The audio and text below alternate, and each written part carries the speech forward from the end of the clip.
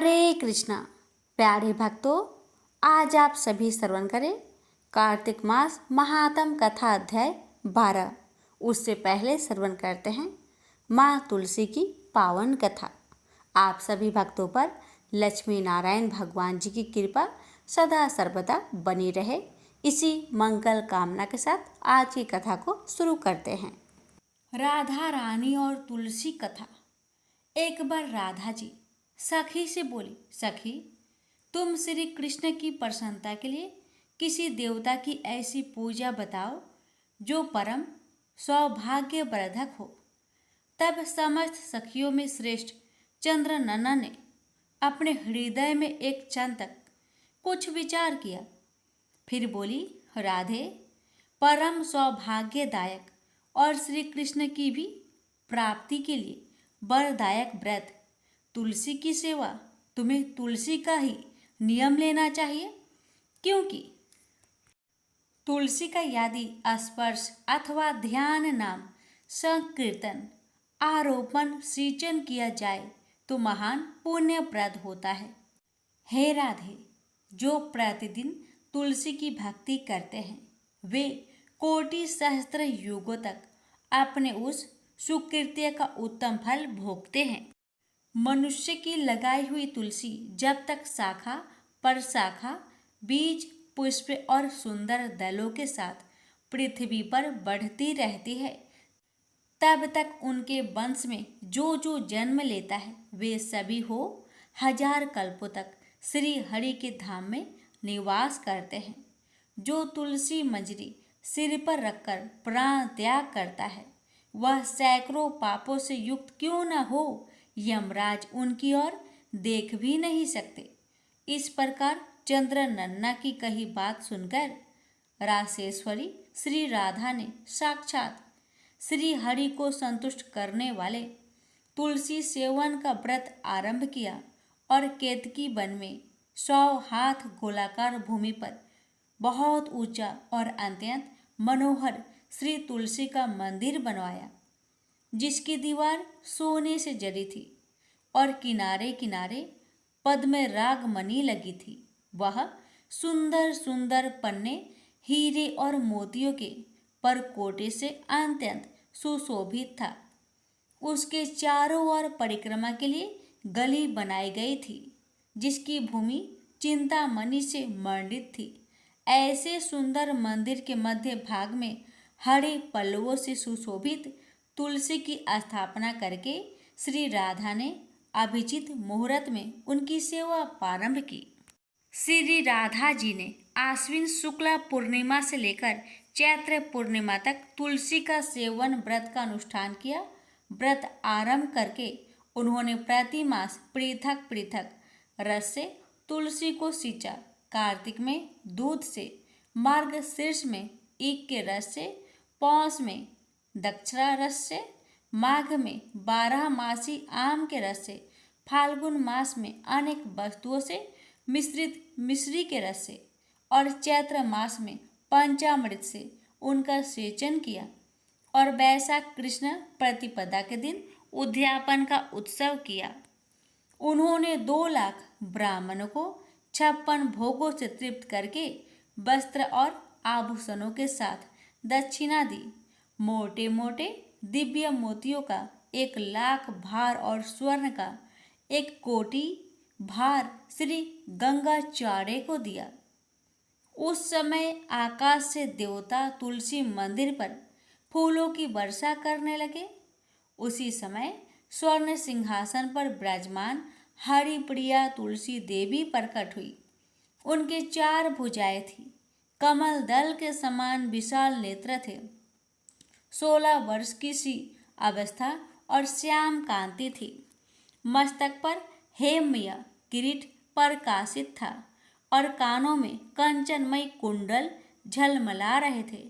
गरुड़ से उतरकर तुलसी देवी ने रंगभल्ली जैसी श्री राधा जी को अपनी भुजाओं से अंग में भर लिया और उनके मुख चंद्र का चुंबन किया। तुलसी बोली, कलावती राधे, मैं तुम्हारी भक्ति से प्रसन्न हूँ।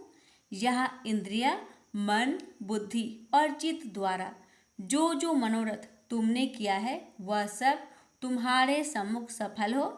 इस प्रकार हरिप्रिया तुलसी को प्रणाम करके वृषभानु नंदिनी राधा ने उनसे कहा, देवी गोविंद के युगल चरणों में मेरी अहेतु की भक्ति बनी रहे। तब तथास्तु कहकर हरिप्रिया अंतर्ध्यान हो गई। इस प्रकार पृथ्वी पर जो मनुष्य श्री राधिका के इस विचित्र उपाख्यान को सुनता है वह भगवान को पाकर कृत्य कृत्य हो जाता है। प्रेम से बोलिए जय श्री हरि। अब श्रवण करते हैं कार्तिक महात्म कथा अध्याय 12। नारद जी ने कहा, जब जालंधर को अपनी खोज में आते देखकर इंद्र आदि देवता भय कंपित होकर वहां से भाग निकले, वह भागकर बैकुंठ में भगवान विष्णु के पास चले गए।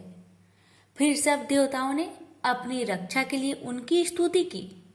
देवताओं की उस दीन वाणी को सुनकर करुणा सागर भगवान विष्णु ने उनसे कहा, हे देवताओं, तुम भय को त्याग दो।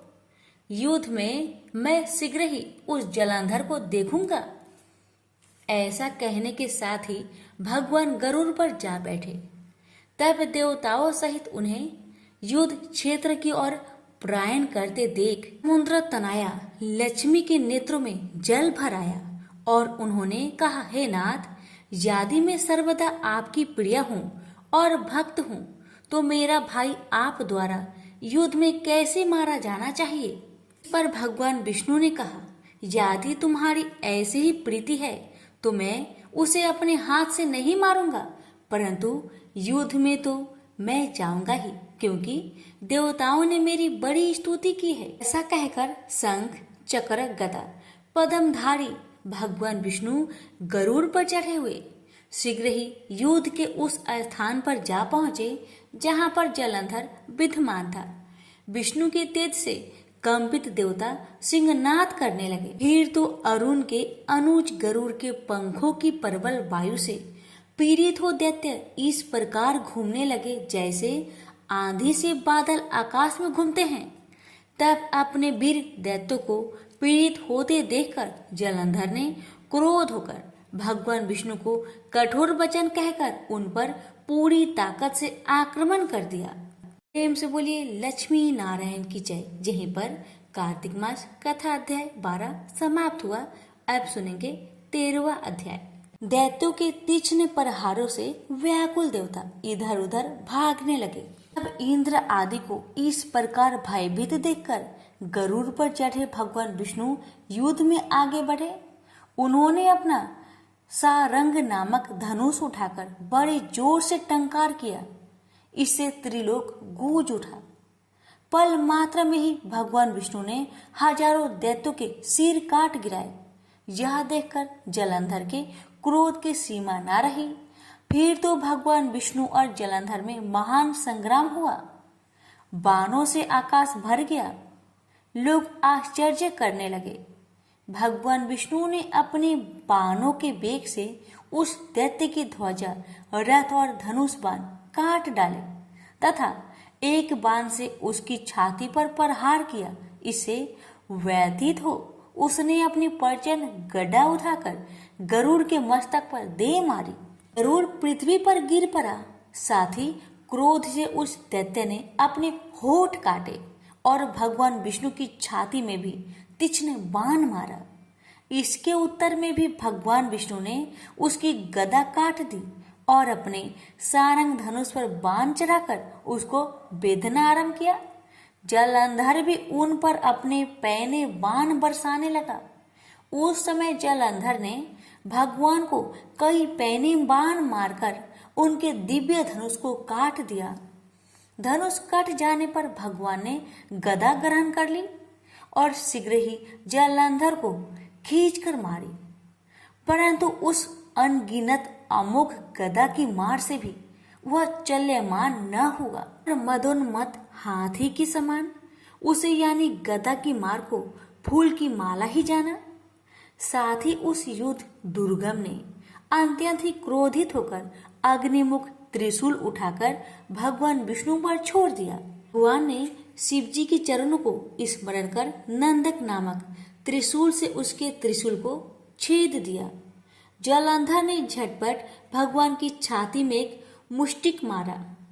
इसके उत्तर में भगवान विष्णु ने भी उसकी छाती पर अपनी मुष्टिका का प्रहार किया। फिर दोनों घुटने टेक कर बाहों और मुष्टिकों से बाहु युद्ध करने लगे। कितने ही देर तक भगवान उनके साथ युद्ध करते रहे।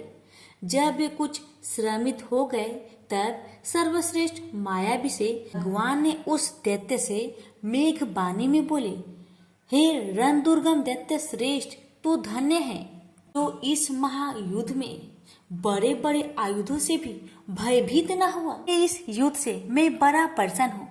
तू जो चाहे वर मांग, मैं अदेय वस्तु भी आज तुझे दे दूंगा। मायावी भगवान विष्णु की ऐसी वाणी सुनकर जलंधर ने कहा, हे भावुक, यदि आप मुझ पर खुश है तो यह वर दीजिए कि आप मेरी बहन के साथ तथा अपने सारे कुटुंबियों सहित मेरे घर पर निवास करें। नारद जी कहते हैं, उसके ऐसे वचन सुनकर भगवान को खेद तो हुआ, किंतु उसी क्षण उन देवेश ने तथास्तु कह दिया। अब भगवान विष्णु सब देवताओं के साथ जलंधरपुर में जाकर निवास करने लगे।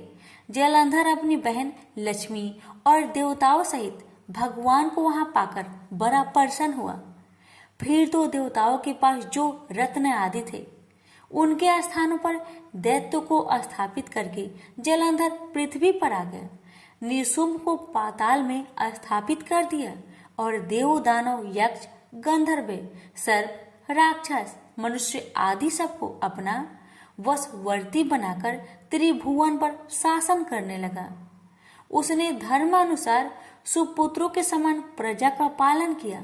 उसके धर्म राज्य में सभी सुखी थे। प्रेम से बोलिए लक्ष्मी नारायण की जय। यहीं पर कार्तिक मास तुलसा जी की आरती। तुलसा महारानी नमो नमो, हरि की पटरानी नमो नमो।